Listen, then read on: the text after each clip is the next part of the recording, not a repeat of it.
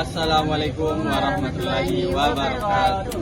Kami dari kelompok 1 akan menjelaskan tentang konsep, tujuan, dan fungsi pendidikan kewarganegaraan dalam kasus korupsi tambang batubara di Kalimantan Tengah tahun 2026. Perkenalkan, nama saya Naufal Zakwan, Prodi Teknik Lingkungan dengan NIM 1020625001.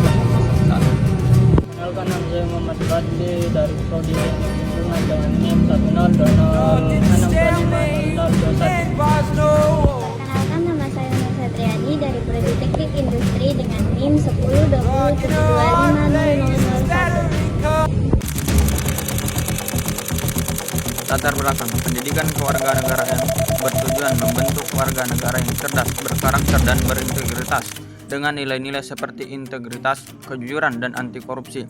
Namun, korupsi di sektor pertambangan batubara Kalimantan Tengah menunjukkan kesenjangan antara cita-cita PKN dengan kenyataan. Korupsi terjadi dalam bentuk suap, manipulasi data, kolusi, dan penggunaan dana tidak transparan, merugikan negara, lingkungan, dan masyarakat. Kasus ini terjadi tantangan bagi implementasi nilai-nilai PKN dan menunjukkan bahwa PKN belum sepenuhnya menanamkan nilai-nilai tersebut pada para pelaku korupsi. Mengkaji kasus ini dalam rangka PKN penting untuk memahami akar permasalahan dan merumuskan solusi berbasis pendidikan karakter kewarganegaraan.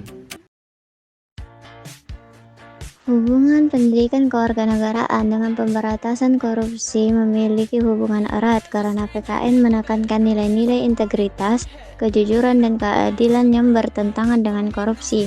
KPK telah memasukkan nilai-nilai anti korupsi ke dalam kurikulum pendidikan kewarganegaraan untuk membentuk karakter warga negara yang baik. Pendidikan anti korupsi dalam pendidikan kewarganegaraan dapat meningkatkan kesadaran dan komitmen menolak korupsi, sehingga kegagalan pendidikan kewarganegaraan dalam menanamkan nilai-nilai ini dapat berkontribusi pada maraknya korupsi. Kasus korupsi tambang batubara di Kalimantan Tengah pada tahun 2026 melibatkan PT Asmin Koalindo Tuhub AKT yang tetap beroperasi meski isinya dicabut sejak tahun 2017. Pengusaha Samintan jadi tersangka, diduga terlibat pengelolaan tambang ilegal. Negara alami kerugian besar dari pajak dan royalti yang tak terbayarkan. Aset PT AKT disita dan kasus ini soroti lemahnya pengawasan izin tambang, kerusakan lingkungan, dan praktik korupsi. Faktor-faktor penyebab korupsi tambang batubara di Kalimantan Tengah tahun 2026 yaitu 1. Kegagalan internalisasi nilai-nilai pendidikan kewarganegaraan pada aparatur negara. 2. Lemahnya kesadaran hukum. 3. Rendahnya partisipasi warga negara. 4. Lemahnya sistem pengawasan institusional. 5. Budaya permisif terhadap korupsi.